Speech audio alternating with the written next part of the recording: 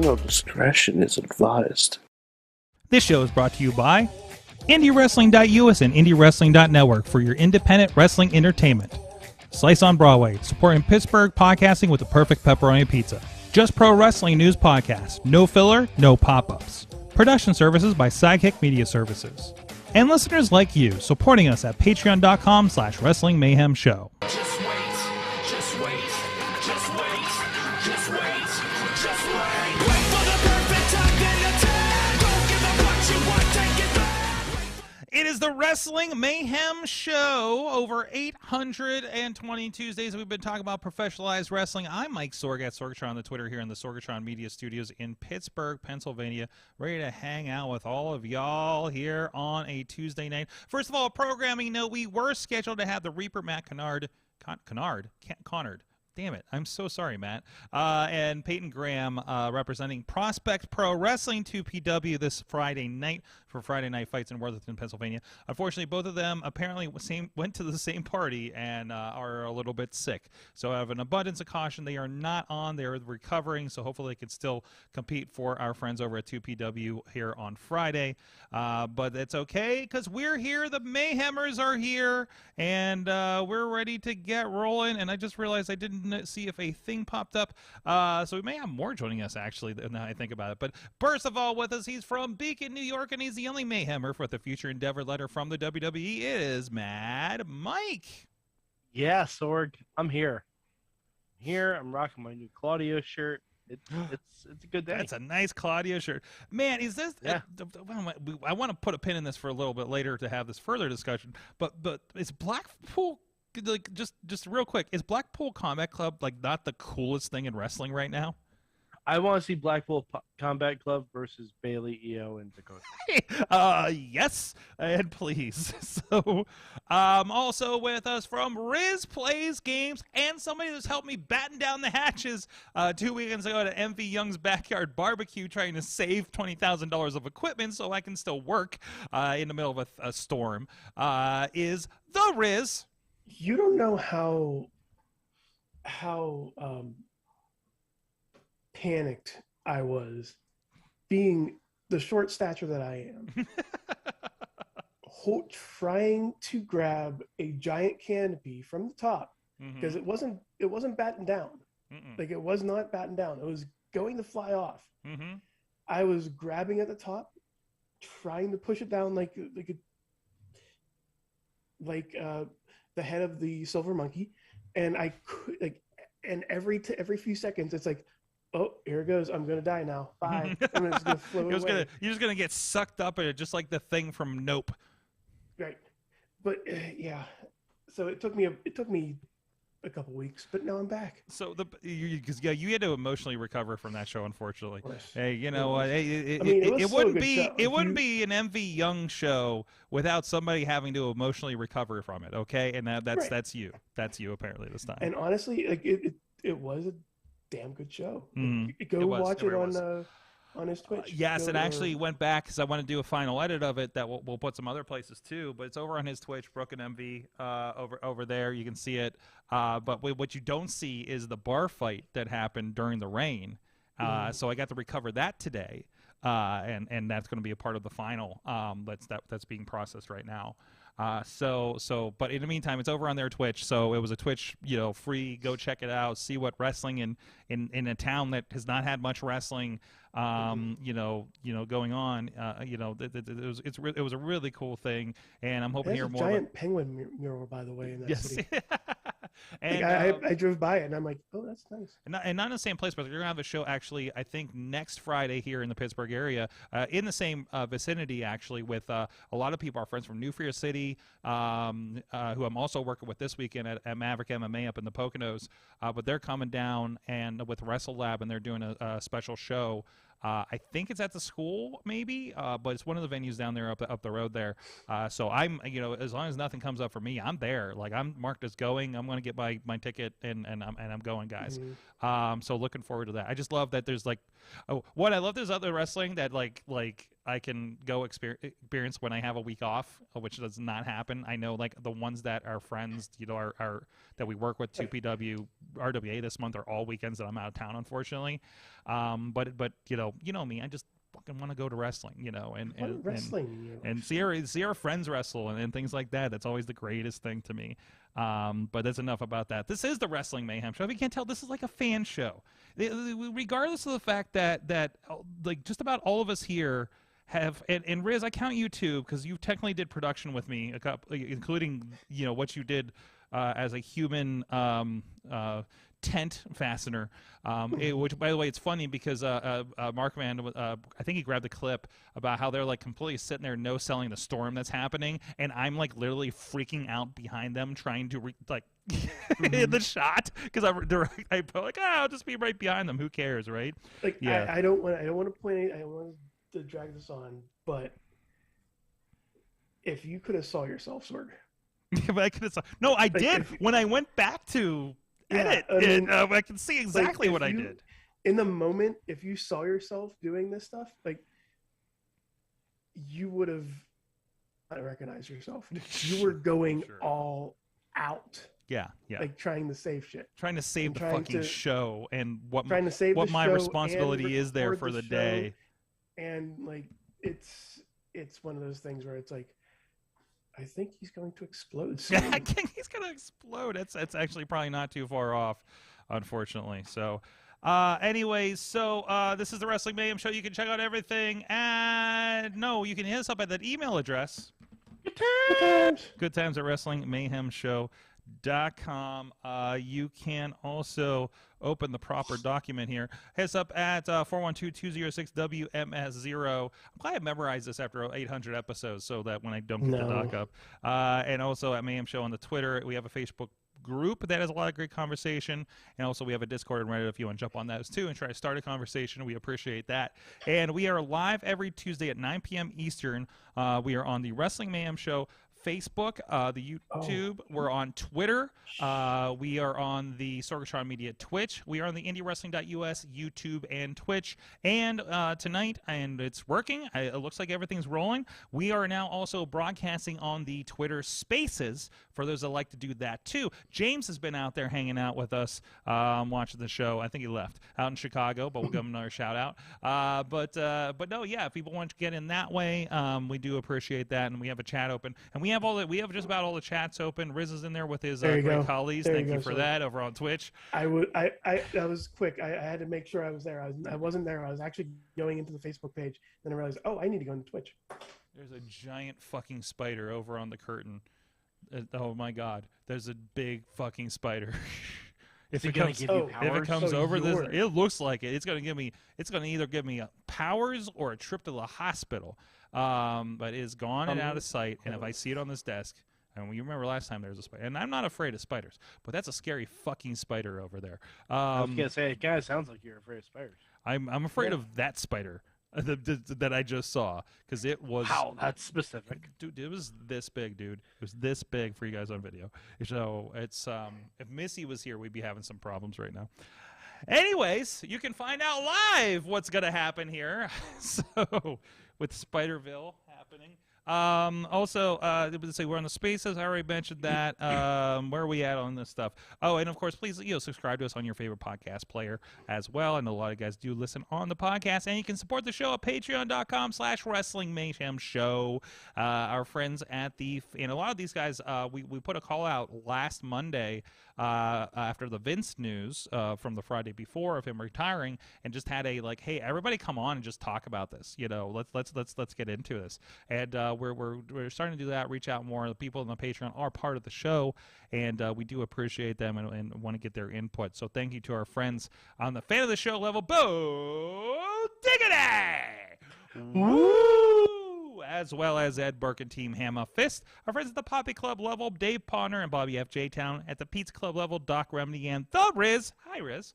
And at the manager level, Bradley and the Mother of Dragons, Tina Keys. You guys can support the show, too. Get a couple extra things in your mailbox here at patreon.com/Wrestling Mayhem Show. Help keep it going. And let's get into, where do we start at? So last night, just as a little precursor, we did talk about last night a lot of the vibes of watching SummerSlam and Raw after the post Vince situation. We did talk about, at least Mike had, I have some background conversations with people that were behind the scenes at the Ric Flair show, and then Mike, of course, was there, got to watch the Ric Flair show. So I guess first, like, let's go to you, Riz, and like, you've watched SummerSlam and presumably Raw, correct? Correct. Okay, so what are your vibes kind of coming off in the chat room? Please let us know what you've been feeling about it. First and foremost, MVP goes out to Michael Cole. Mm-hmm. Like, I never saw somebody in WWE get this much better because somebody's not in his ear yelling at him anymore. Yeah.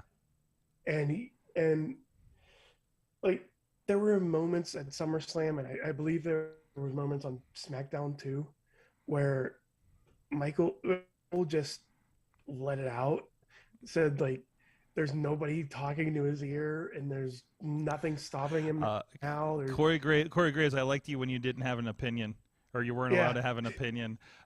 There's a great TikTok, because Mike, you talked about this last night about how he seemed unburdened over everything, and there's a TikTok that illustrated all of that between SmackDown and SummerSlam, and with clips. Yeah, I mean, it's almost like everyone's getting a fresh start. Mm-hmm. Mm-hmm. Like, everyone top to bottom. Like, you have Seth Rollins not in the main event of the card, which I'm sure he probably appreciates, and getting to fight Montez, who doesn't have a lot of singles matches. Like, Right. Like, just refreshing. Mm-hmm. Yes. Refreshing. Like, Chad Gable got to shine on Raw. Mustafa Ali got to shine on Raw. Like, I wouldn't be surprised if something big is going to happen for Kevin Owens. Oh yeah, Ciampa. I have jeez. Ciampa's the obvious one. Mm-hmm. But so on SummerSlam, there's a Kevin Owens video package. On Raw, there's a Kevin Owens superstar fact. I think we're building to something, and I think it's kind of. I wouldn't be surprised if we don't see Kevin Owens until after Clash at the Castle. Mm-hmm.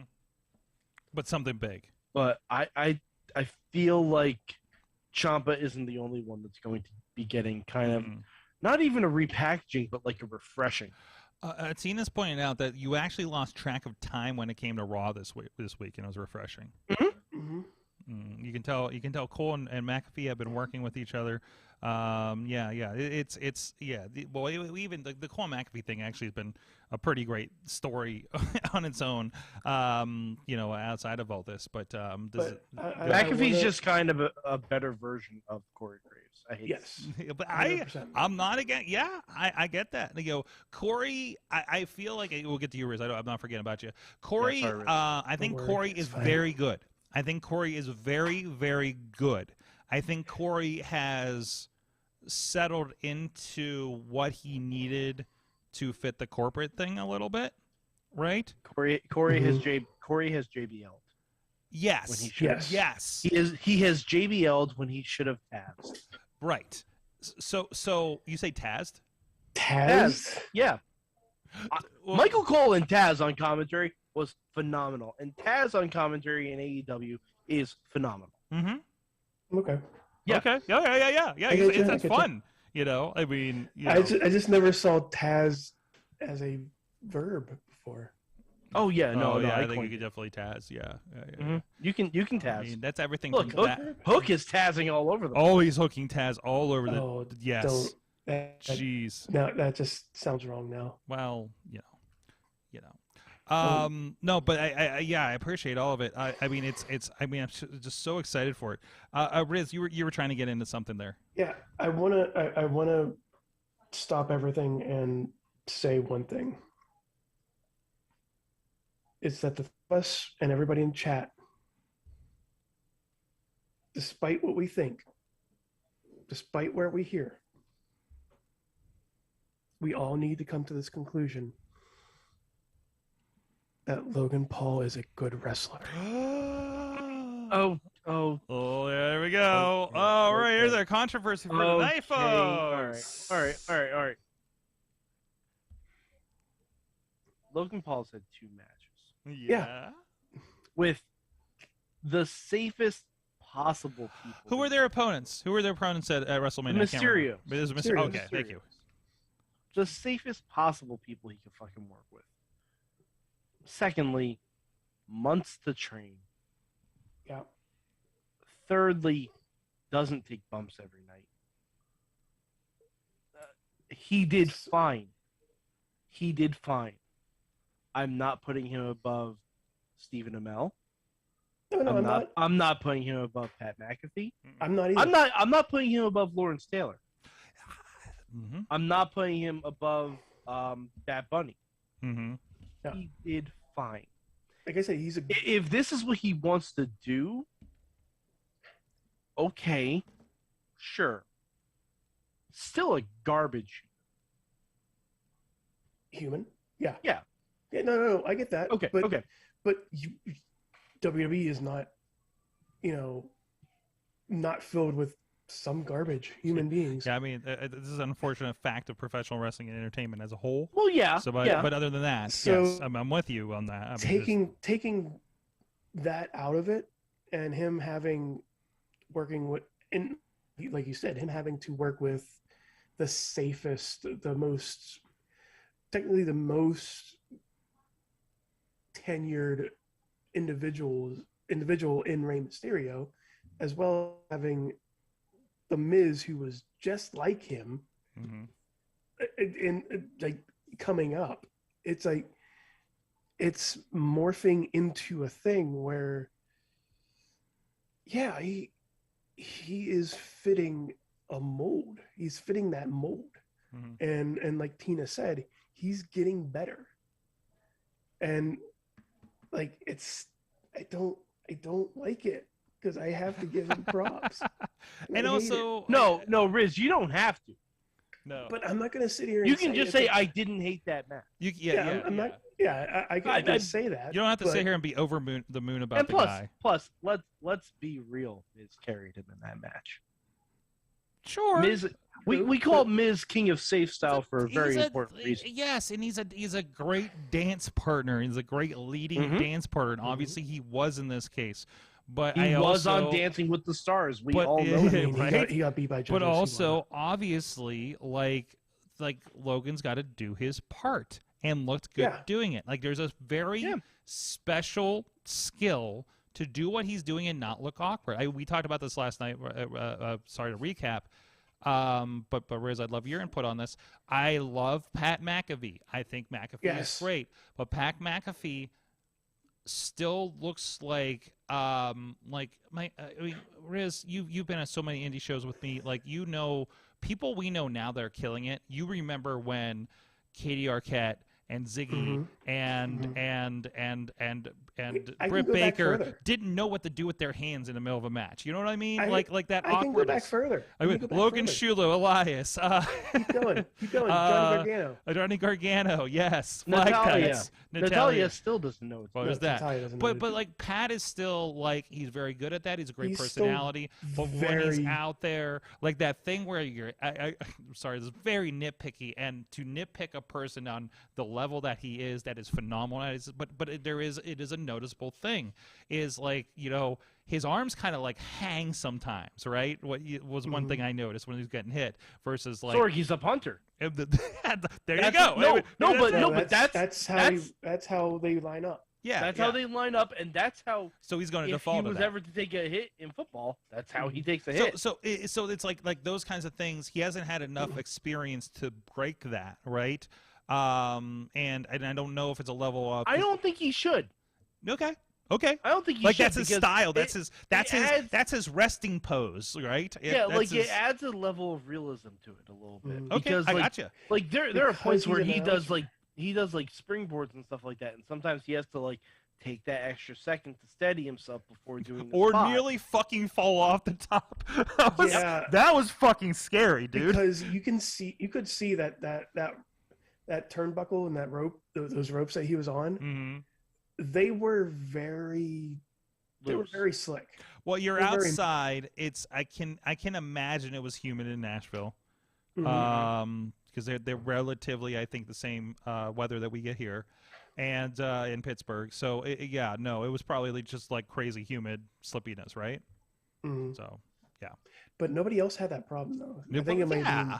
Well, he's also he doesn't have experience about when he runs into that problem, right? So yeah, exactly. He's working with a guy that's a complete vet in there. You know, Baron. It's amazing to think that Baron's been around for as long as he has, so he knows what the fuck he's doing in there, and has been doing it this whole time. So, so it's interesting. It's real interesting. So, and while we're at it, Happy Corbin. This is the best Baron Corbin's been. Oh yeah. Oh, absolutely. I'm full of these today, so just go at it. Riz is just appreciating. Logan, he's got this like purely positive T-shirt on right now. Show that off. What you got? What'd you pick up?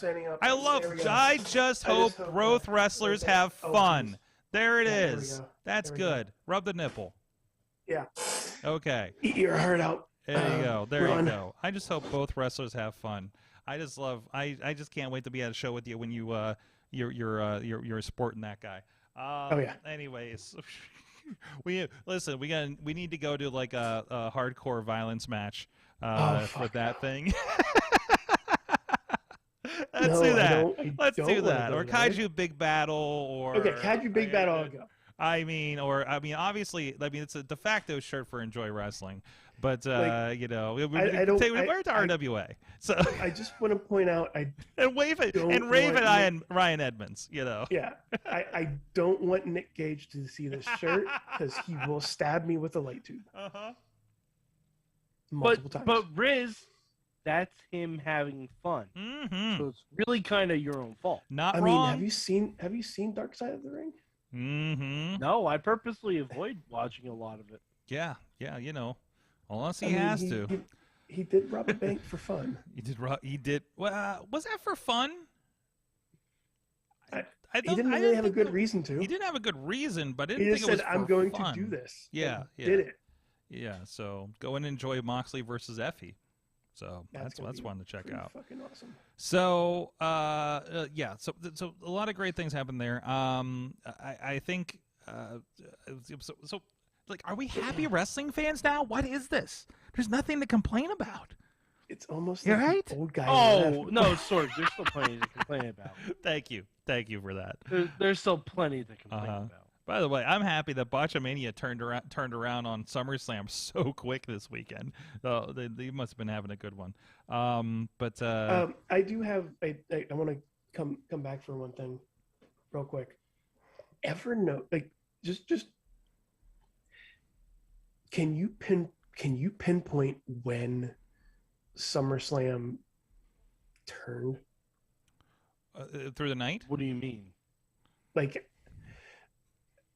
can you pinpoint the moment where SummerSlam went from a great pay-per-view to a good pay-per-view? I don't think it did. Wait, are you talking about on Sunday night or through its history? To Saturday night. I think it was a great pay-per-view. I think there was a lull. There was a lull in the middle, and it's called Ronda Rousey. Oh no, that's. But the second Brock lifted the fucking ring with a tractor, I didn't really care about what happened the previous 3.5 hours. And this is what we talked about. This is what we talked about a little bit last night, Riz. Was like, because I got the same feeling from WrestleMania. I'm not here to see a night of great wrestling. I'm here to see a fucking spectacle, right? And that's what we got. And not that Ronda Rousey provides great wrestling. Yeah. No, she doesn't. Okay. Other than that, but also point that Charlotte and Ronda Rousey was the match my wife fell asleep on, and in the stadium at WrestleMania. Also, I don't blame her. Also, we were running on an hour of sleep, but No, but I don't. All right. Besides the triple threat match, can anyone name and her first tag team match with Kurt Angle, Triple H, and Stephanie? Can anyone name one good Ronda Rousey match? Not really. Or memorable one that you enjoyed? No, but you can say that about a lot of people, especially the big ones that come in like that. I mean, I guess, yeah, Brock has memorable matches, but also he has kind of two phases of his career. But see, the thing is, I hate Goldberg. Mm-hmm. I hate Goldberg. Mm-hmm. I can name a few decent Goldberg matches that I enjoy. Okay. Since it like in his WWE run. Okay. I can't do that for Ronda Rousey. Okay. Yeah. Because they're billed and booked the same way. Yeah. It's just Ronda has gotten progressively worse at every aspect of her job, and Goldberg has just stayed the same. And that's the wonder: is that going to change? Are we going to continue to place these same? I would be really surprised if we find our big events in the next year continuing to be the Brock Lesnar, Ronda Rousey, Goldberg shows for ratings pops. I doubt it. I'm hoping, and one, I feel like the book was already closing on all of those names, except for maybe Ronda because she's a little younger in the career.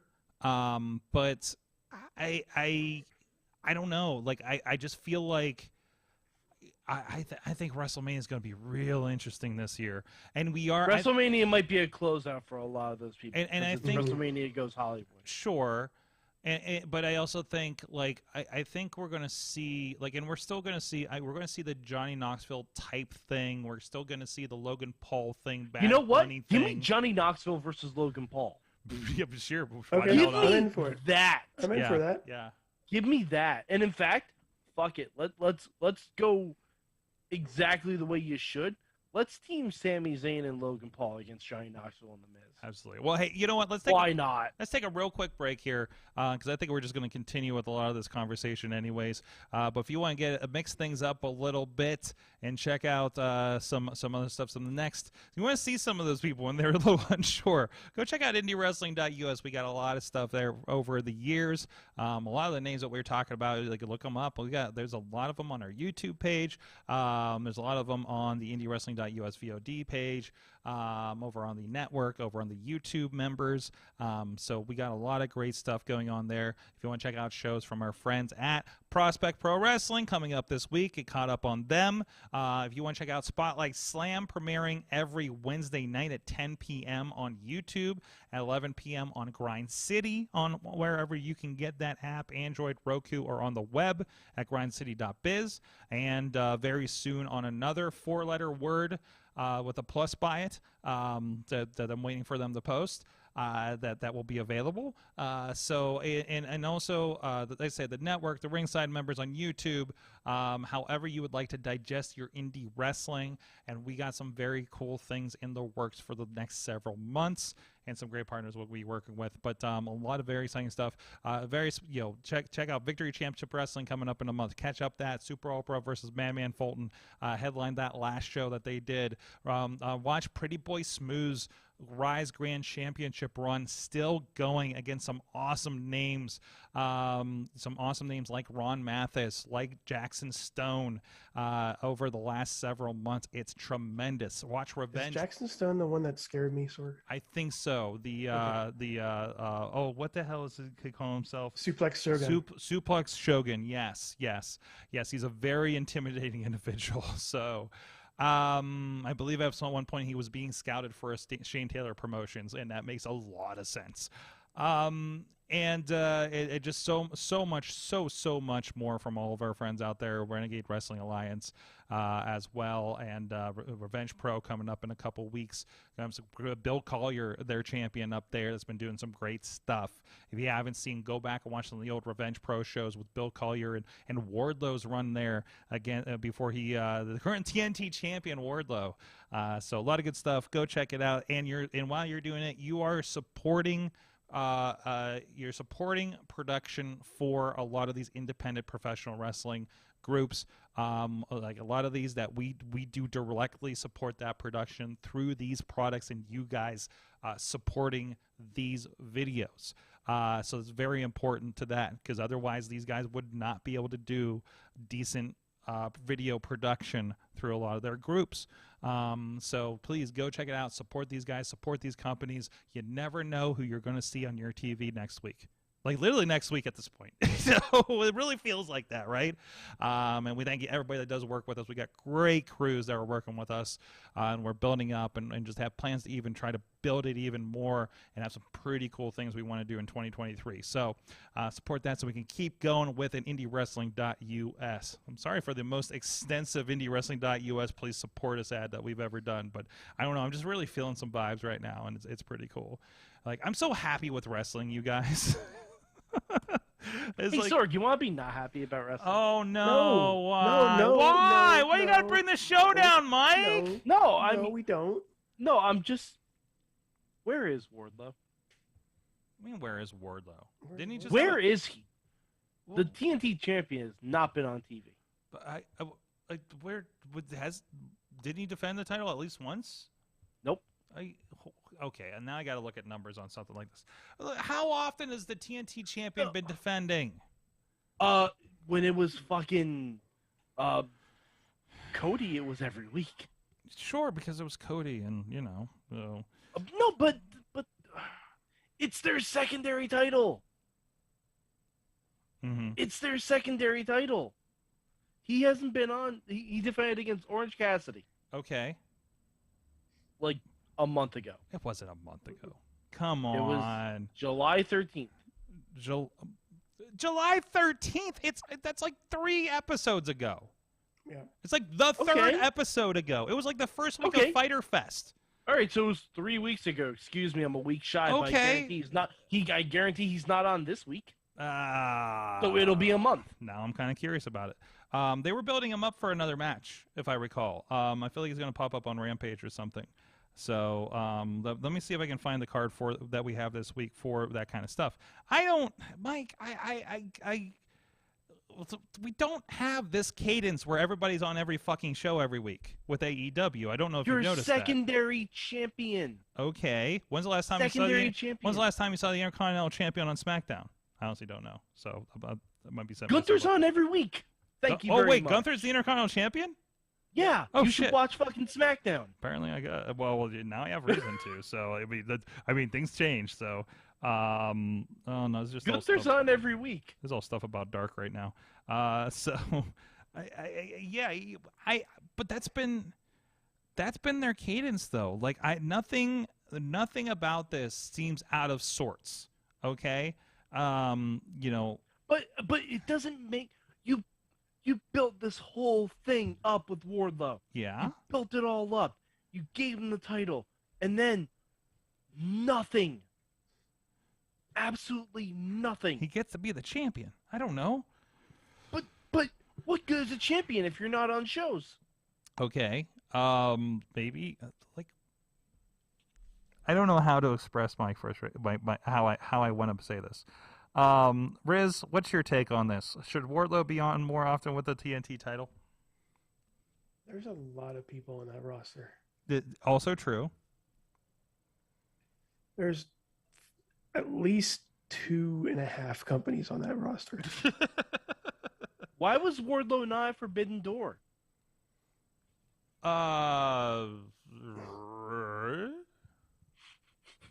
Couldn't find a single big Japanese guy to put him up against? Wardlow versus Ishii. Well, I mean, Ishii didn't make it. Ishii didn't make it, but someone. Mm-hmm. Like, your secondary champion is not at this Forbidden Door multiverse smashing event. Well, you got to be careful, too, how many champions were on that show. A lot. We had the women's championship. Seriously, we had titles defended from 3 different companies. What remind me, even though I was there, but remind me what was defended. We had the interim title situation. We had the women's title, which wasn't even a crossover match. There was Orange Cassidy versus Zack Sabre. We had the tag team. Wait, Orange Cassidy versus Zack Sabre. Was that for anything? All right, the matches for titles There was for the ROH and IWGP tag titles, the 3-way. Okay. The AEW All Atlantic Championship. Okay. The AEW Women's Championship. The IGP US Heavyweight Championship. The IGP World Heavyweight Championship. And the AEW Interim World Championship. Okay. You could have put them on there.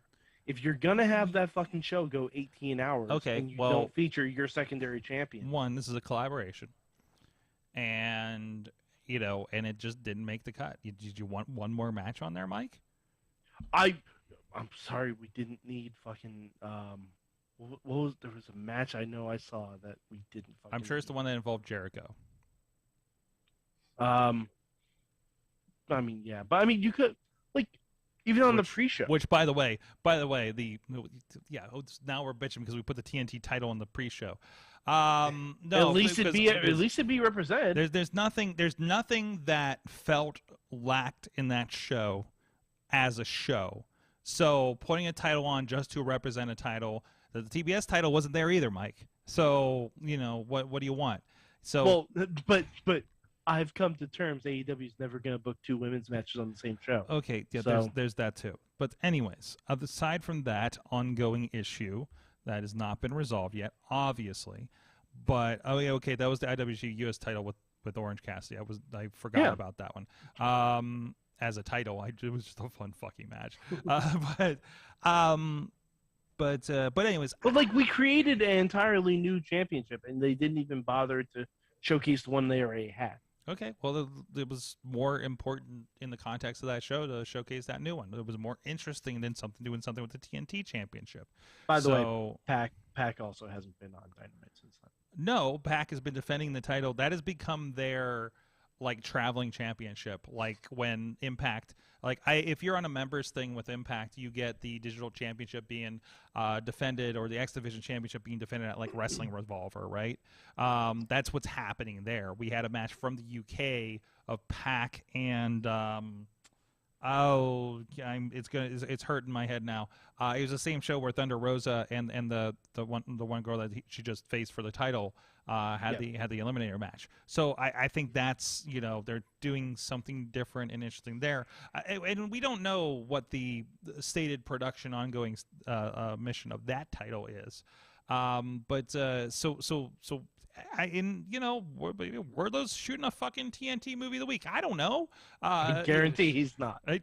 Why? Well, come on, guy. Listen, Mike. I know you haven't met him in person, but Michael Q. Wardlow is a gentleman and a scholar, and I'm sure has many talents. He is, and I'm just saying.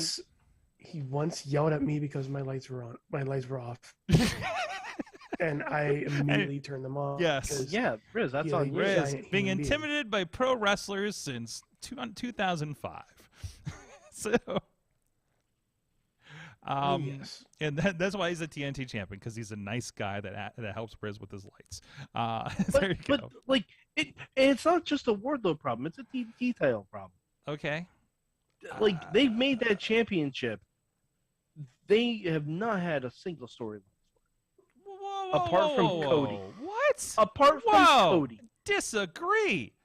The whole Scorpio Sky, the Sammy, as much as we hated Scorpio it, was barely booked. But he was all over that show for a few weeks. What are you talking about, dude? Maybe, I don't know, maybe he's on everything, and it seems like he was everywhere. No, but see, you watch the internet shows.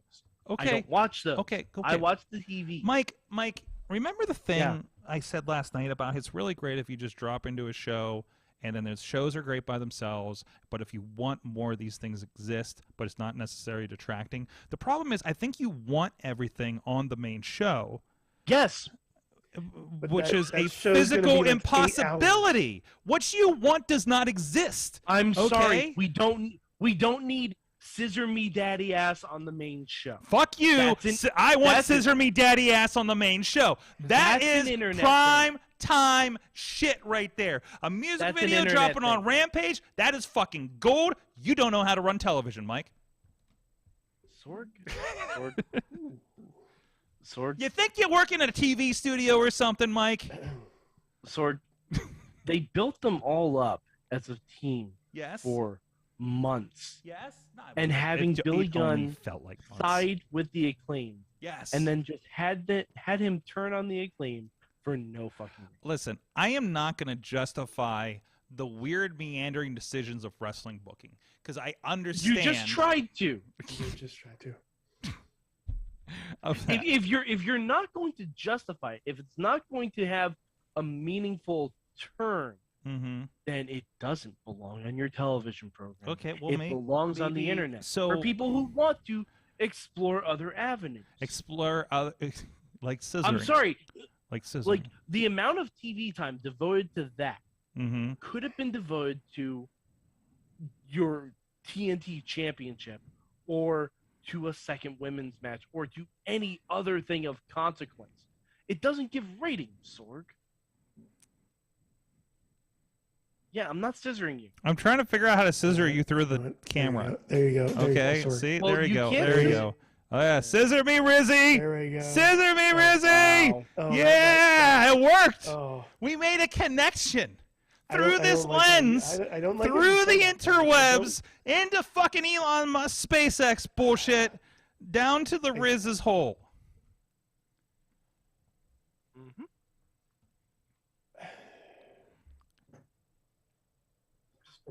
Riz is done. Riz is done. Riz is gone. And that's how we save the show. Scissor me, but it was Rizzy is what got him off the show. Wait.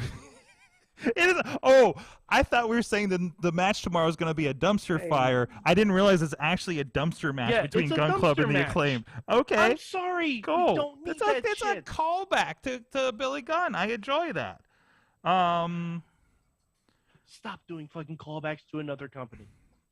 You can't ignore that wrestling can't. doesn't exist other way. You absolutely can. WWE does it all the time. Yeah, because they're WWE and they can make that decision. No, it's because no other company lives rent free in their heads.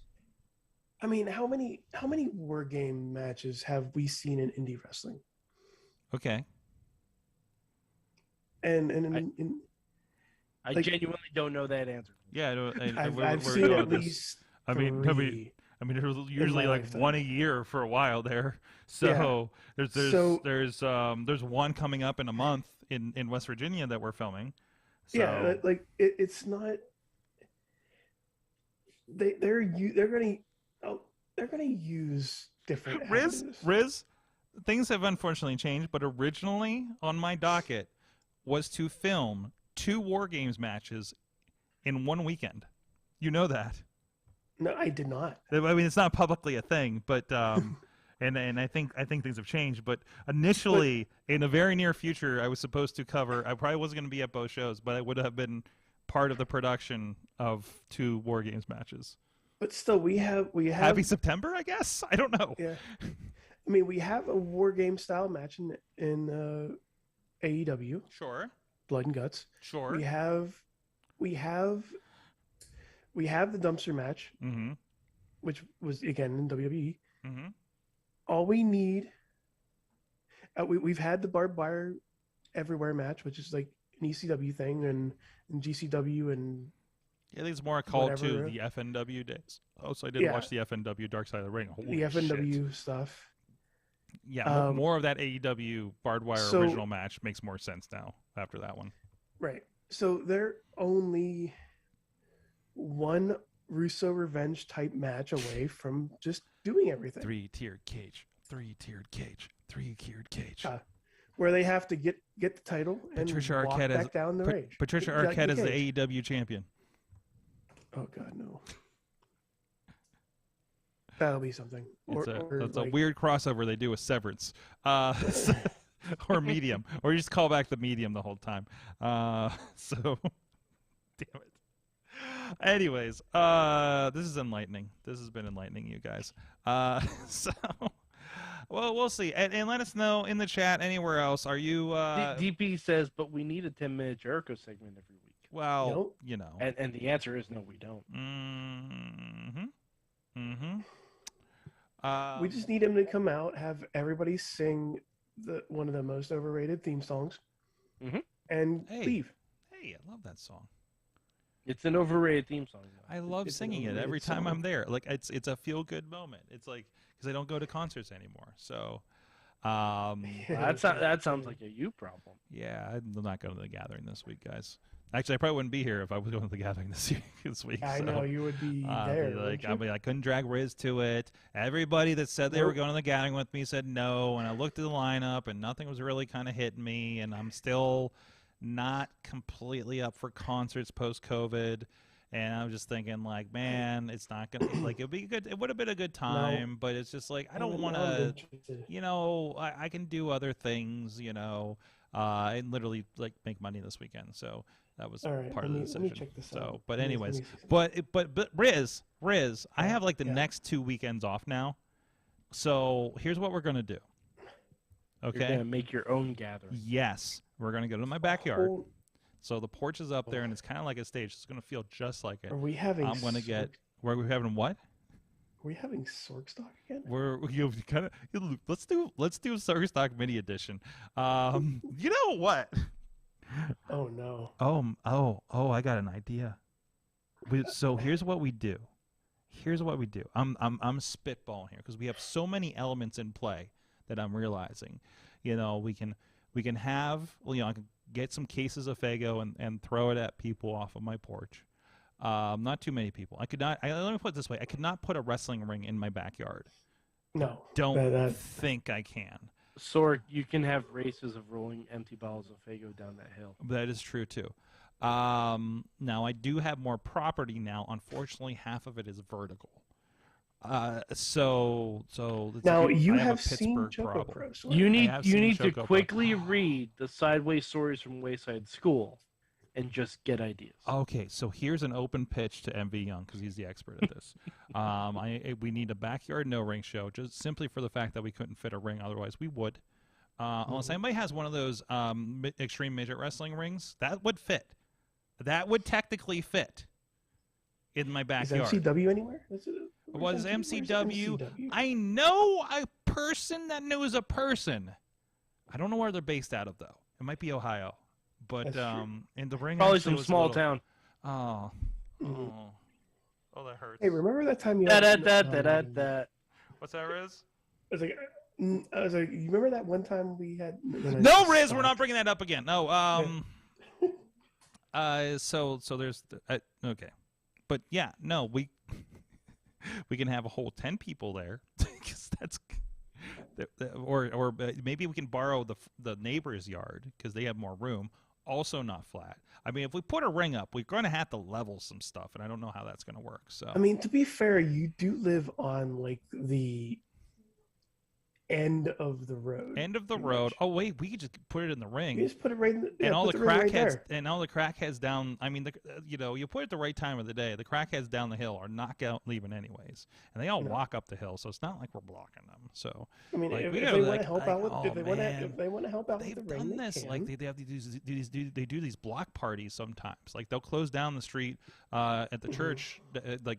That the whole second block between here and my house, and they'll do that. And I've seen this happen some other places. I was like, we could do, man. I'm starting to get a little friendlier with my neighbors again. I'm not friendly with the ones down the hill that would be the most affected by this. But we could close down the street, put a ring in the middle of it.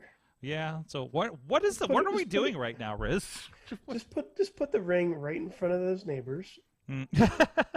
the ones that block my parking, right? Just put a ring in front of their house. Like, what the fuck is this? I was like, I mean, you didn't ask permission to put your car here, so I put this ring here. So it's like, easy clap. What is happening?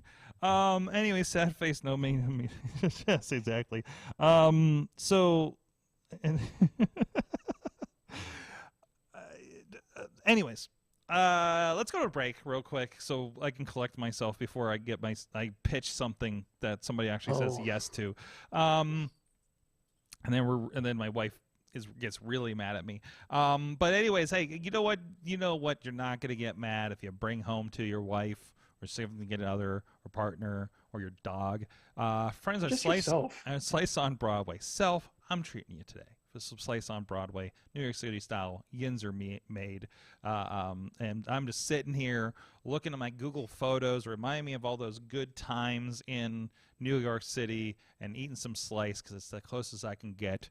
And it really fits for that vibe. Check them out. 4 locations in the Pittsburgh area if you are around. And I'm telling you, don't let me. I have an opportunity to go back to Seattle. Please hit me with tips for traveling pizza in a plane. And we're going to get some Tupperware. Throw that in the carry-on, or I'm sorry, the check bags. No, I don't do check bags for Seattle usually, but we'll have to. Listen, if I just check a bag shaped like a pizza box, is that suspicious? Carry on with the just with a plastic or a Ziploc bag of pizza. Hold it up, show that there's nothing in there. You should be good to go. Good to go. Good to go. Can I get a pizza-shaped Ziploc bag, perhaps? That has to exist. I put pizza in Ziploc bags all the time. Oh yeah. That's and like I've always said, and I think Matt and Mike, you've said it too. Slice on Broadway is the best reheatable pizza. Mm-hmm. Like the crust, the crisp. It's even. I had it last week. Yep. I actually showed Sorg the actual pizza. Yes. This time. But yeah, one of the best pizzas in Pittsburgh. There you go. There you go. Check out Slice on Broadway. We will be back with more. I'm sure I'll pitch another show that won't happen. We'll be back right after this in about a minute or so.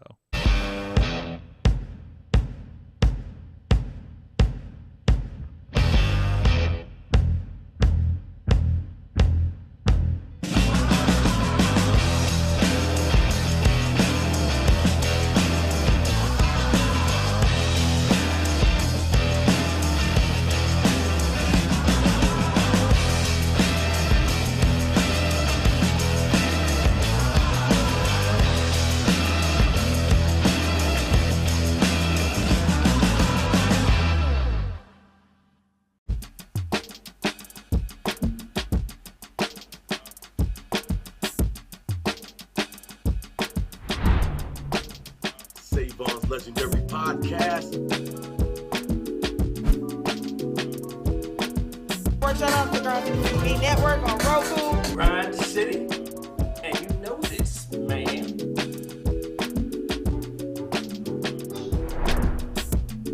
You know what I'm saying? It's like right place, right time, out of nowhere. So what you saying?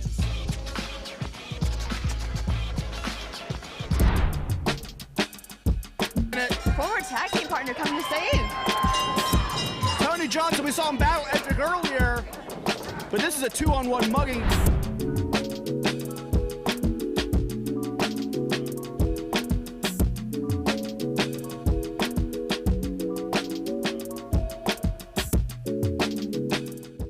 Steel Panther, the Riz says on the break. Riz is looking at the lineup for the Gallery of the Juggalos on the break, and he's just like, yeah man, I wouldn't even go to this. Like you would. Like I wouldn't even go to it if like you would pay me to go. Well, what the hell, dude? What the hell? I want to point out, is Egyptian lover, Latin lovers, I don't know. Like, I haven't looked at this lately, brother, actually. Or what is I don't know. I've seen the stuff on there, and I was like, I'm not even interested at this point. You know, I mean, I love this stuff, and I would be fine if I went, but like the only two people that I would go, two bands or people I would go see are Steel Panther and Sir Mix-a-Lot. That's it. Right. Well, and I mean, there's other stuff like Green Jelly is going to be there, which that's always fun. That was Green Jelly, Green Jello, Three Little Pigs. You don't know this stuff? Good Riz. Jeez, it's an experience. Do I look like I know anything about Insane Clown Posse except for the one joke that I always make about magnets? Mike, do you know who Green Jello is? Green Jelly? Depends on which before or after the I've heard of Green Jelly, not Green Jello. Yes. Okay, you guys remember the Maximum Carnage video game? Yeah. Yes. That's how I know it. They did. They did the soundtrack to that. Okay. Yeah, that's how I know it. I always remember when I was a kid that logo popped up, and I'm like, I don't know what the fuck Green Jelly is. Yeah, it was a very 90s They helped make thing. Maximum Carnage, so they can't be bad. Yeah, I mean, I'm looking at this like, it's like, I mean, this isn't all Juggalo show. Slick Rick's gonna be there, right? Woo! Cybertronic Spree, they dress like freaking Transformers in play. I've been wanting to see them for a while. I've been like part of my travel like goals is to take dudders to Transformers Con where they play a lot. Because I feel like are we talking Sorg into going by himself? To what? To the gathering? Yeah. Oh, it's not even happening now. I'm like I say, I'm booked, dude. I'm heading out of town Friday. So I mean, you're gonna miss the Sword got sex off that waffles. trampoline. yeah, I got that. Yeah, yeah, again, I'm just so out of the loop on this. I don't know, but you know, long are the days where Vanilla Ice played at these things and Coolio and you know, things like that. So I you know, it's fine, but Sword, can I shout out a wrestling Twitter account? Sure. That's fascinating. Okay. It's called @IWC Booking Bot. Oh no! Have you seen this? I have not. I think I've seen it come across. No. It's actually it's really really cool, and I'd love to know like the logistics behind it. It will randomly generate matches from all companies on all shows. My God! First, yes. the bot. Here's how it works. Is the first tweet. First, the bot chooses which match graphic to use. Then it chooses the division, 49% men's division, 49% women's, 2% intergender. After that, it decides it'll be a title match, 15%, and chooses one. Now it's time to choose the two wrestlers from a pool of 200 plus. Finally, the image is generated and it gets sent to Twitter. So it's an automated thing. Like here is an automated Batista versus Stu Grayson on SmackDown. Yep. Okay. Nikki Ash versus Tamina at Forbidden Door. Io Sky and Bailey versus Shoko Nakajima and Brie Bella on Dynamite. And notice, like, they're not like her elbows like in front of Nikki's or Brie's face or something, right? So okay, so basically, like they have some kind of auto-generated thing. There's some math and some databasing. Candice LeRae and Ronda Rousey at Forbidden Door. They really like to use Forbidden Door. I think this basically started around the time of Forbidden Door's booking. Yeah. So that's probably like loaded pretty heavy in there. The one I'm looking at here is Fandango versus Butch, and I would pay to see that match. Jey Uso versus Rey Fenix. Hello. Yeah. Athena and Layla Kershaw.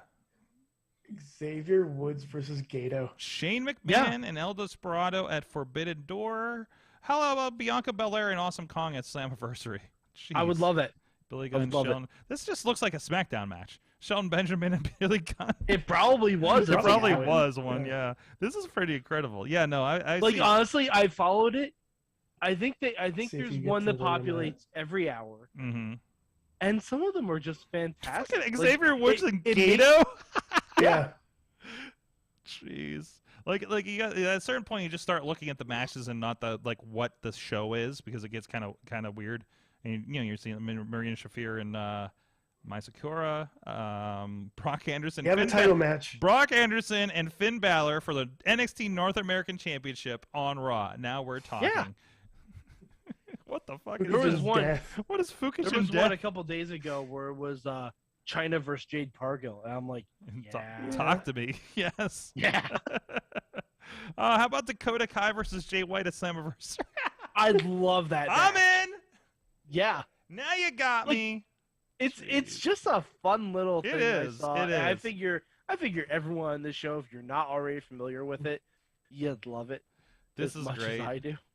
This is a Roman Reigns and I love that they're introducing tag team matches into it too. But on July 31st, The Undertaker versus Leo Rush on Raw. Jeez. Haruka Goto versus Okada on SmackDown. Slammiversary. Omos versus the Great Muta. Yep. Sign me up. I'm in. I'm all the way in on that. This is really kind of fantastic, actually. We can just do this the entire time now. Yeah, I'm just going to scroll through this. Oh, Awesome Kong and Tamina. Yeah. Jeez. Danhausen versus Sami Zayn. This is fantastic. On SmackDown. Oh, and one of the pinnacles, I think this might have been what made me follow them. On July 30th, Becky Lynch versus Seth Rollins on Raw. Mm. Like, how in the world of randomly generated wrestlers does that happen? Mm-hmm. Mm-hmm. It's wonderful. Like, I just... It makes cool. it fun. That is fun. That is fun. Well, you see that a Rhea, lot because Rhea Ripley versus Awesome Kong. yeah, yeah. Oh, jeez, that is some dream match shit right there. Can we talk about Ricky Starks for a second? Sure. Yeah, 'cause absolute. That was one of the highlights of last week. Sorg, Holy crap! you just stepped all over my joke. Oh, I'm sorry. Sorry. Ask if we can talk about Ricky. Can we talk about Ricky Starks for a moment? Absolutely. Oh, friend of the show, Ricky Starks, by the way. Yeah. Hook gets the FTW belt, or he does he gets Danhausen, puts him away pretty quick, asks for another challenger like he did the week before. Hook comes out, obliterates him. He comes out, and then he gets on the mic. It starts like doing this super passionate, holy crap. Hold on. Obliterate too. Hook won. Yeah, no. Hook obliterates Ricky then. Let's not gloss past that. Yeah. I know you want to get to Ricky Starks and the cool thing that happened. But this is all Taz, a part of it. Yeah. Taz got to commentate on his son winning the championship that Taz created. And that little boy has stared at his entire life. Mm-hmm. Mm. That is the sweetest fucking thing in wrestling. Yes. Like, that was absolutely beautiful. And there was a backstage interview with Taz and Hook afterwards. And Taz is still trying to be a tough guy, but you can tell he's choking up because, like... Yeah. Wrestling sometimes is really, really wonderful. Yes, and that's definitely one of those cases for sure. I love it. But no, that's pretty. That was a really cool moment, followed by another pretty great moment because the Ricky promo was complete fire, and the Hobbs turn, which of course we have like Hobbs will appear tomorrow night, so obviously we'll be pushing that forward to see where that story is going to go. So like. And we know Ricky has been kind of back and forth because of his injury status and everything like that too. Has been part of the start and stop with him. So I'm hoping this means that we're at a state where he is at a good point to move forward and they can do some fun stuff with him. Because like man, I know like vibe wise he looks like it. They did the photo shoot and everything. But he does feel second coming of Rocky Maivia, doesn't he? Give me Ricky Starks versus Jon Moxley right now. Mm-hmm. Yeah. Mm-hmm. Like he like, is, and make it for the title. On that honestly. fucking cusp. And he's always been great. He's always been great. Undeniably. But Ricky Starks is everything WWE wants Theory to be. Oh yeah. My gosh. I've said this. Yes. I've said this for months. Mm-hmm. This just solidifies it. Oh, absolutely. I'm with you 100% on that. That guy is gonna have. He's gonna get a TNT. I feel like he's definitely gonna be in the TNT hunt in the next year. And he could be, we talk about like, we've needed time for AEW to build up their own kind of stars, right? And Ricky is definitely on that angle, right? And could definitely be a top competitor for the title within the next, I'm going to say, hedging bets 3 years. You know what I mean? It could be faster if he shoots up as much as he could. So I think that's going to be very interesting. So, man, so that was a pretty good one out of last week. And what else is going on over there, guys? Is popping for you? That's the main thing, honestly, because like the Jericho stuff, I could take it or leave it. I get you. I think it's doing very good with what it is. And that's fine. I am also kind of like, really, we're gonna do Jericho and Moxley again, But it's no, now we're not. Now he's gonna fight Wheeler. Well, no, he's fighting Wheeler this week for his shot at him. At Moxley. I thought it was actually no. This is a stopgap match. So we're still officially-ish booked for the Quake on the Lake in I think next week, with Mox and Jericho, But remember, Wheeler talked him into putting his title shot on the line against him. So there's that. And you can read into that what you kind of expect or not or whatever, that, booking 101-ish kind of stuff there. But still, I mean, Jericho Wheeler could be a fun match. And it could be just a bunch of shenanigans JAS stuff too. So, whatever. The other time out. Go ahead, Riz. Time out. Yeah. Do not besmirch the good name of the JAS, even though it's with Jericho. I will say it also has Hager. It also has Hager. I will say I am pro JAS. Do not besmirch 2.0. I don't think that JAS is the best iteration of a Jericho faction yet. I'm not sold on it. But what JAS is doing, what Jericho is doing, even though we all hate anything that happens with Jericho right now, the people around Jericho, besides Hager, the Dante Martins with them, right? No. Okay, I'm thinking of something else then. But the 2.0, like that alone, those two promos that they did after Blood and Guts. Yeah. Perfect. But here's the thing. Jericho wasn't in those. No, they don't need Jericho. No, the Jericho is there. I'm bold statement. AEW doesn't need Jericho anymore. No, they don't. But what I'm saying is, Jericho, they needed to be in that group so that people can actually pay attention to whatever the hell 2.0 is doing. Because from my perspective, somebody who has watched old Chikara tapes, have seen 2.0 turn into, and I'm not when I say this, twin biker brothers who wear denim and sell it to people in Chikara crowds perfectly, only to have a match against 2.0, which they won via count out, only to reveal that they were 3.0. That's the most Chikara explanation I've ever heard. Hey, there's a Lance over on the chat on YouTube saying every Moxley match is exactly the same. I will say no. And he bleeds immediately because he wants to. Get it. Because he wants to, dude. Like, and I say for everyone's exactly the same as the person that directed the Moxley versus Filthy Tom match out in Seattle a few months ago. No, it's not. Okay, every Moxley AEW match is the same. Every match.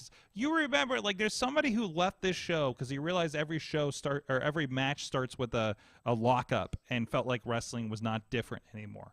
If you get on that level, it's like, oh yeah, this guy has this batch of moves and this guy has this batch of moves. It's like, yes, of course, you're playing the hits, especially when you get if you get that in the weeds, then you're out the second you see like an Irish whip.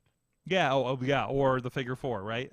So it's like I'd say if somebody's getting in that space, but if you watch Moxley because you enjoy Moxley, and I think Moxley has enough variation, but also Moxley's deep enough in his career that he's gonna do what works in all that kind of stuff. I just don't think we're not in 5 moves of doom John Cena territory here, okay? No, and it's John like Cena 7 or 8. And John Cena did pretty good with 5 moves for his career.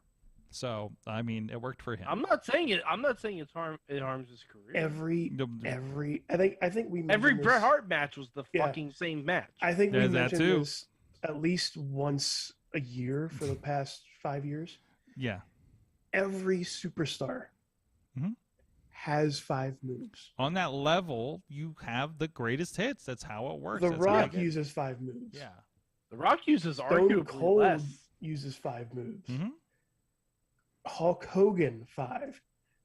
Andre the Giant 3. Mm-hmm. Follow up from Lance over there says, I get your point, Moxley specifically though. Every one of his matches just feels exactly the same to me. Okay. All right. Yeah, but like, and that's you. That's your opinion. That's fine. That's fine. I'm not going to argue that or anything like that. But I also don't think it's I don't want to say not fair, but it's not. I agree for the most part because it also has to do with the gimmick that they're currently in, like the Blackpool Combat Club and what they're doing. That's what they're doing. And he's like, the champion. They're all doing the same thing. And he's the champion. Variation. And he's the champion, so he's going to eventually dispatch whoever's there. There's not going to be much variation on that, right? Versus you can do things with, Brian Danielson. And Daniel Bryanson, you were right before. Daniel Bryan Danielson. They did something very good with Daniel Garcia, and it was different, and I could have done without the interference, but yeah. Sure, but that's how they book wrestling. So, and you like it or you don't, and your ratings in tuning in, it was what's going to judge that. Keep going. All right. All right, let's move on to something. Okay. They finally announced trios titles. Yes, I did want to get to this. Yeah. If you had the Booker Man's pen, who would your first trios champions be? Best friends. No. Wow. Yes. First trios champion. So what are our choices here? We got Dark Order. Sword. Anything you want. Because Okay. any group of 3 people can become a trio. Sure, but I think what you're going to end up with is, I think, Undisputed. Undisputed Elite? Is that what they are now? But Sorry. what version of it? Well, I think. That's why I don't think they're winning. Cole, Fish, and O'Reilly for sure. Are they all good? It could be Cole and the Bucks. The stuff I'm seeing on the interwebs. What I don't want is for the finals of that tournament to be Cole, Fish, and O'Reilly versus Hangman and the Bucks. I don't want that as the finals because that's way too predictable at this point. It's only the thing they've been calling back to for the last 2 years. So I don't know if this is the combination of it, but what do they do around that? They do around other titles, like they keep dancing around it, kind of thing. I'm just going down what we have. You could do Gun Club with Billy in there. You could do Acclaim could pick up a third one. Let's say Dark Order I mentioned, Best Friends. What else have we got? You could do some interesting configuration with Andrade's group. Death Triangle would make a lot of sense. That's that could be a fun fucking tournament. You could bring in some trios that have had the Ring of Honor belts before. Change other promotions. You could do you cross over and Dalton Castle and the Boys try to get a second 6-man title? I'm just thinking about the possibilities before I can even answer this. When we're thinking about this, and I know there's some stuff. The Wingmen can be in there just for the hell of it. The Wingmen should be in there at least the first round. Do the Wingmen even still exist? Yeah, they do. They do. Yeah, they do. They're still doing their thing. They're still doing tags and stuff and accompanying each other. Avalon's coming out, accompanying JD Drake and Nemesis out there and stuff too. It's a dark feature, but I could see them coming up and being a first rounder at least. I'm not expecting much. It's the Wingmen, So, but I just want to see them represented because I think they're very good and very talented and good for their position, right? By the way, look up Pretty Peter Avalon on TikTok. He's pretty damn good. Oh, damn it! Well, there's a Peter. Oh, what is it? The sexy boy of AEW or something like that. It was this trippy fucking video that was on BTE this week. And I'm definitely going on the TikToks. I'm looking up. Is it Pretty Peter over there? I'm not sure. We'll just look. Where's search on here? TikTok still confounds me sometimes. Oh, there we go. Peter Avalon. Let's see what's going on over here. Users. Oh, wow. He's straight up right on top, isn't he? And, yeah, there's that music video. There it is. Hold on. I think I unfollowed him. I have followed him many times. Yeah, actually, he's been popping up on my feed a little bit because he's been doing some interviews and stuff. Like Peter Avalon says, pro wrestling is like the Muppets. I remember that part. Yeah. Is this it? Yeah, this is it. Let me just give you a little bit, enough that we won't get a takedown notice, I hope. This is a little bit of his music video, if you're unfamiliar. It is the Hottest Boy in AEW by Pretty Peter Avalon. So, recommended viewing. Well, I don't know about recommended, but it's viewing. So, yeah, there's a lot happening there. He definitely did this on his TikTok originally. Oh, jeez, that gets weird. I think, when did they tape AEW Dark? Because I'm going to be near Orlando Studios very soon. I need to find a schedule. Damn it. I swear. If I'm there the week they're freaking taping it. Is it the old TNA Impact? I do believe, which Mike is familiar with. So that's why he avoids that show. I know the tickets go fast when they do that. Oh yeah, I bet. I have to look it up. So I'll be there at the end of the month if there's anything around that, and I don't know days a week or anything, but you know, I got a free Thursday. If it lands on a Thursday, I'm good. So, anyways, I think they're on Saturdays. Is there rumors about Moxley? Somebody's saying in the chat room about, or not Moxley, Omega. Are there rumors about him coming back soon? Yeah. There always are. There's literally like a Twitter account or something that always pops up that's like such and such days since we've seen Kenny Omega with like a picture of him. So like somebody out there is like really not doing okay. House of Black, thank you, Lance. The YouTube's being helpful tonight. House of Black would be another one that would be in the mix, I'm sure. That makes a lot of sense. So man, I feel like I would have my trios champions be William Regal, RJ City, and Orange Cassidy. we could do. I would say Blackpool, but like they're already like Blackpool has like a lot of gold right now. They have 2 world championships on their team right now. Jeez, like that's incredible. But man, and still not more incredible than when Bayley and Sasha held all the gold. That is true too. That's true. I know. Yeah, I know. That was a high point, right? So, good stuff. Wrestling's looking good, but it's not the time. Wrestling can also be educational. Guys, what did you learn from wrestling this week? I learned what it takes for RJ City to get in the good graces of William Regal. I wanted that episode of AEW to be 13 hours. Yeah. Yeah. Okay. In fact, I would watch Regal and RJ City reenact an entire series of that British show that they were talking about. Uh-huh.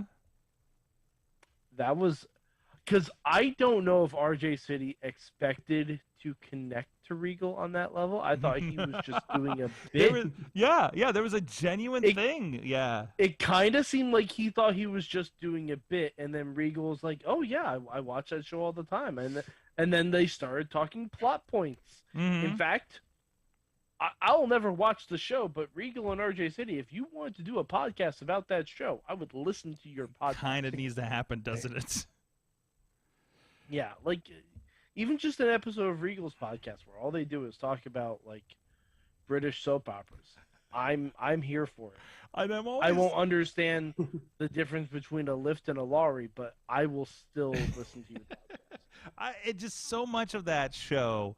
I need to have a conversation with RJ. Be like, listen, how much of it is pretty much that, or how much are they in with it? Like we can tell when they're really, really in with it. Like Hardy was really in with it. Vicky and Cole was Vicky and Nyla were really in on it. Eddie did his version of being in on it. You know what I mean? When it's more awkward, does that mean it's working, or that means it's not working and that's okay because that's the nature of the show, right? Like, which is I think the answer to both of those is yes. Which is such a beautiful, disgusting thing at the same time, right? And that's what RJ does so well, right, Riz? Right. He pushes buttons. Riz was kind of the original AEW victim. Not the victim. I was pretty much the host, and then RJ decided to take it away from me. Yeah.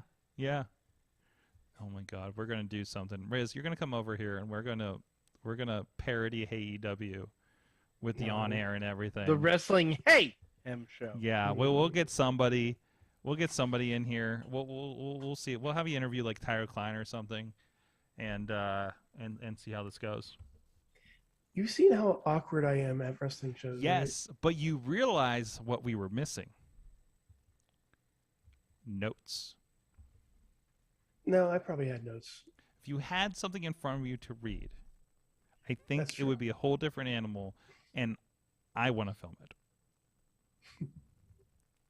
Yes. I guess. Riz, we're going to make you a star yet. From the chat room, Tina learned. Now it's fading away. Oh, no, now the phone's dropping. What I've learned is it's good to be patient when it comes to wrestling. I'm just going to enjoy what we see as far as changes in WWE come. It is very exciting. As well, Stokely is a gift that keeps on giving. Wheeler versus Stokely for the ROH Pure title was hilarious. What? Yeah, you didn't see that? Where was this? It was on Stokely's Twitter page, I believe. Okay. And it was just like, remember when I remember when a couple years ago they had Him in orange? or yeah, kind of like that, but Yeah, cinematic, quicker. yeah. Jeez. I'm building it up, but it's nothing like that. It's amazing. Yeah. Jeez. Stokely Hathaway. What is this Twitter again? Stokely Hathaway. Stokely Hathaway. I don't think I'm spelling them right. All right, I'll find it eventually. Riz, what did you learn? I learned that the roast needed one thing. It needed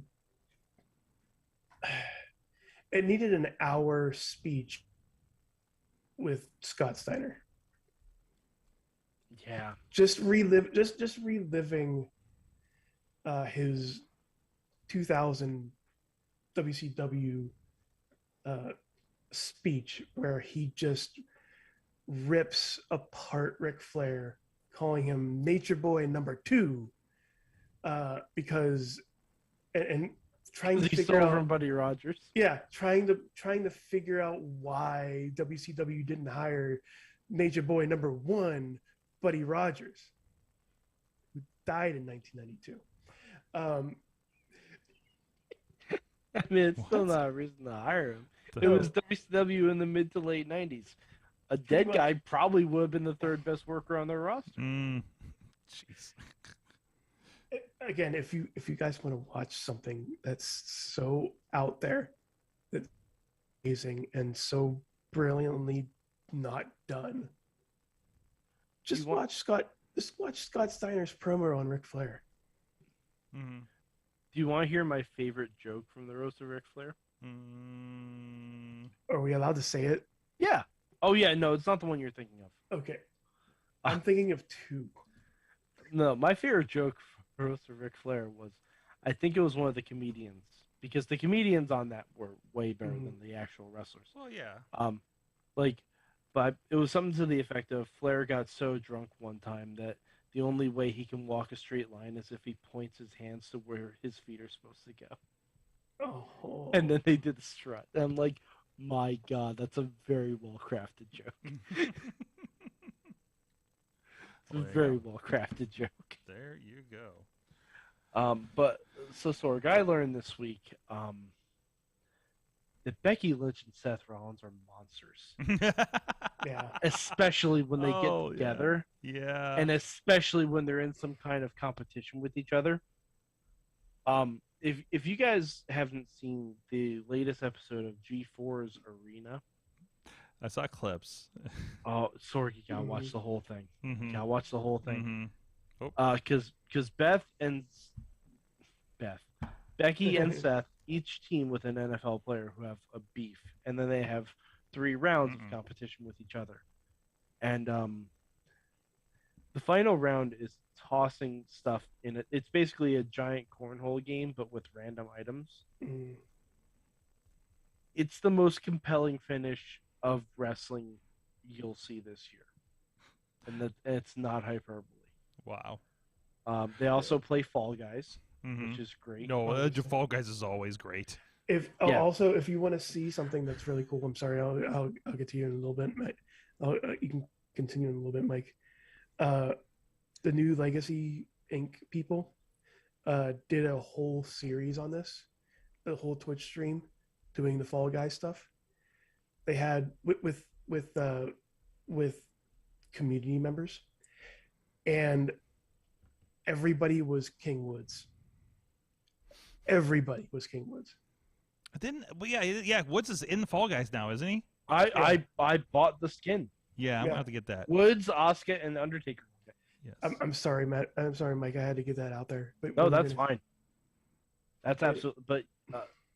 But my God, Seth and Becky are just fucking nightmares on that show, and it's the best thing. It's absolutely wonderful. We also it was. There's also one point where Becky is trying to concentrate. She just screams, "Shut up!" and Seth stiffens up like he's doing the fin freeze in a photo. It's the greatest thing I've ever seen. There is sorry, the Fall Guys thing reminded me. I was watching Botchamania, and there was a thing there that was the Brock Lesnar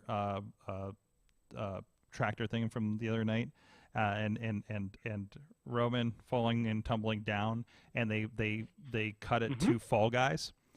Yeah. So if you play the game, I've seen a bunch of different versions. It makes so much sense. Oh my God, there's an Undertaker as well. There's an Asuka. There's a hold on, what is this? There's Xavier Woods. Oh, damn it! I'm gonna have to spend some money on Fall Guys now. Jeez. Okay. All right. 2,000. How much is this actually? All right. I'll have to do the math. It's like $20. I think. Like $20. Okay. All right. We might be doing that then. Mike, did you do your thing? Yeah, I learned Seth You and did. Becky are monsters. Riz learned things.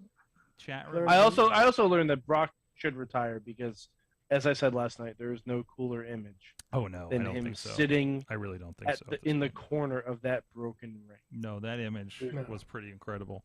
There's no cooler image. I don't know if I've ever seen a wrestler look cooler in defeat. Like I don't think it's happened. And watching the video of him climb to that just to get that moment where he's like, it's like the end of Game of Thrones. It's like he's sitting on the Iron Throne, but everyone's like, "Oh my God!" That might be the most fun that guy had in his job. Has to be. I love that Brock just like he got a wacky haircut and he said, "Hey, you know what? I can actually have fun with this shit." That's what happened. Him. That's just getting in that place where you're like, I've done pretty good, and I'm just gonna play with this now. You know, he just does what he wants, and and thankfully, it's what we want him to do too. You know what I mean? That's when you're a good place where you're like, I'm doing the thing that I want, and everybody's with me. You know, so just that's great. Read the shirt. Read the shirt. Read the shirt. Low tall. There we go. I just hope both wrestlers have fun. Yeah, and I think they did. I really think they did on that one, on a big stage in front of 40,000 people. So.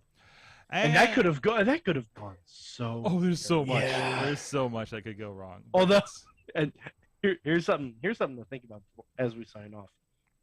Imagine if you're on the other side of the ring. Oh, I was thinking about that the whole time. The whole time, I'm like, pissed. somebody's sitting there like, well, these things suck now. You know.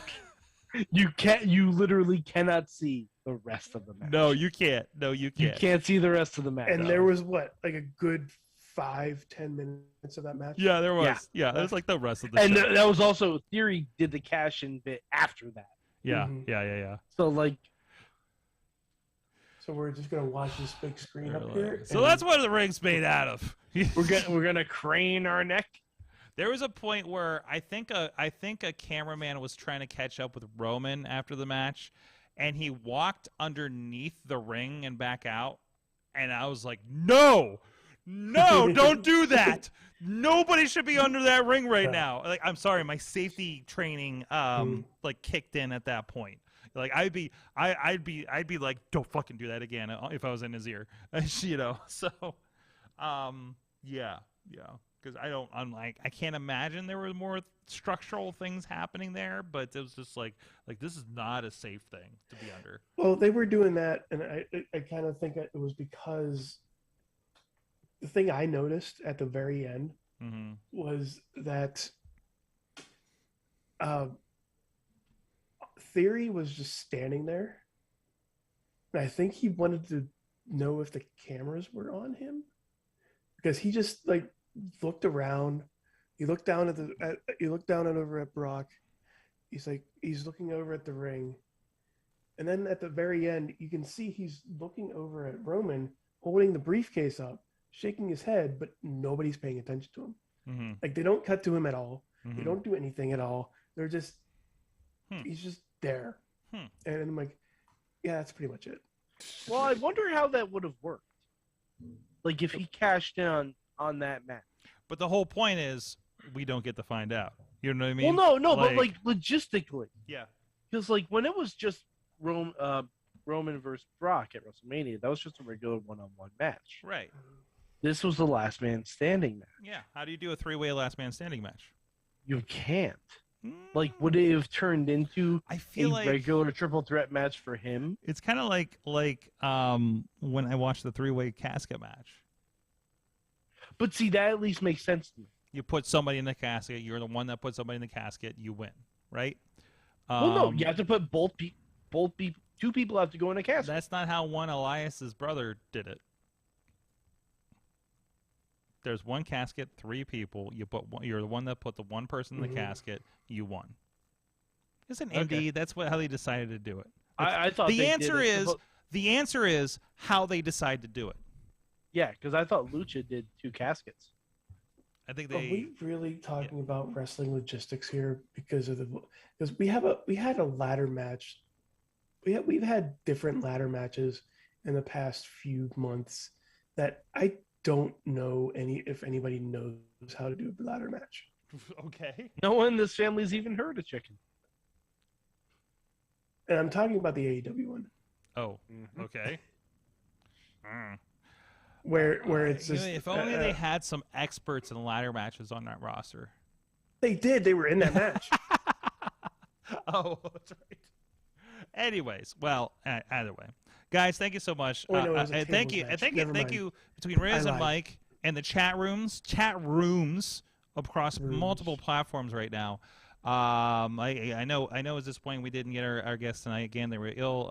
So best going out. Hope they get ready. Although I don't know if I want to really kind of wish them well, because the match they're in this week is a handicap match against Steve LaBelle. So for Stevie's sake, I hope they take a few days on the mend. But generally, I hope they get well. So I don't know how I'm playing this. You hope right they're now. fine by Saturday. I hope they're fine by Saturday, so Stevie can be okay on Friday. So I don't know. I just hope both wrestlers have fun. That's right. And I hope you guys have fun. You check out our friends at 2pwprospectprowrestling.com for ticket information. They're out in Worthington, PA. Nice little jaunt out of the Pittsburgh area. Or if you're in central PA, probably a little closer. I don't know how maps work anymore. So go check them out. And, of course, we'll be filming that for IndyWrestling.us as well. Thank you at Riz Plays Games on all the things. What are you doing? What are you playing these days? Oh, I've actually been playing some more of the Elder Scrolls Online. Okay. No. Final Fantasy XIV Online. And I've also been 14, playing... Riz. Yeah, that one, 14. And I've also, on my off days, I've been playing some 2K22 as well as some Elden Rings, which I have no idea where I'm at right now. I've been playing some Guardians. I've been loving that game, especially with the new Xbox. I got a Series S last week, finally. And I was playing some Forza today. Oh my God, it's nice when you're not waiting so long. And I did finish Shredder's Revenge, Ninja Turtles, and I'm chomping at the bit for Cowabunga Collection here at the end of the month. So we have to get a group together to play Shredder's Revenge. Absolutely. Yes. Thursday night seemed like the best bet for me. So yeah, lately. And also, not that anyone ever asked what I'm playing. What are you playing, man? I Mike? was coming back at you, man. What? You never know. No one ever asked what I'm playing. I downloaded Stray. I started playing. Obviously. Nice. That's wonderful. Nice. It intrigues my cats because they see a friend on the screen and they want to help. I just downloaded Multiversus. Yeah, I did too. I did too. Yeah, so I'm gonna be playing some of that. I'm also, replaying Spider-Man and 2K and Nice. all that fun stuff. Nice. Good stuff. And Lego Star Wars when I get the time to really sit down. But yeah, Sorg Cowabunga Collection. Have you seen all the extras in that? A little bit of them. Do you know that they scanned in every original manual? Fantastic. Oh, fantastic. Thank you. And they have original artwork. And you can also search. There's a search function on there for the artwork, and anytime like something is mentioned, like Roadkill Rodney's, or Bebop, or Pizza, all that stuff. Wow. I'm very excited. I can't wait for this one. I'm weirdly excited to play some of the Game Boy games I never played. Oh, I'm that's why I'm getting it for the Switch. Yeah. I'm getting it for the Switch so that I can go on a road trip and play my Game Boy games like I did when I was 10. Absolutely. I think I borrowed Fall of the Foot Clan and played it the whole way through because those Game Boy games were always like super easy back then, or it's stupid hard. There was no in between. And I always like finding the secret areas and then not knowing how to beat them. Tournament Fighters I think is very intriguing to go back and try to play. By the way, Sorg, yeah, those games are online. Oh, I know they're online. I played the ROMs. Like I played. No, Sorg. Oh, they play online. Play them online. Oh, at least the multiplayer ones, right? So yes. So because then some of them are single player, but So we can play Turtles in Time online. And or Manhattan Project or something. I loved the Manhattan Project. Me too. It was my favorite one. That was the one where they all had different finishing moves, Yeah. and Donatello swung his bow around in a circle. Yeah, stuff like that. So all right. Sheamus was in. Sheamus was in the movie. Turtles. Oh boy, thank you, Riz. Thank you, Riz. Thank you, everybody. Thank you, everybody in the chat room. We'll see you guys next time. Mayhem out. Just wait, just wait, just wait, just wait. Wait for the perfect time, then attack. Don't give up what you want, take it back. Wait for the perfect time, then attack. This show is a member of the Sorgatron Media Podcast Network. Find out more at sorgatronmedia.com.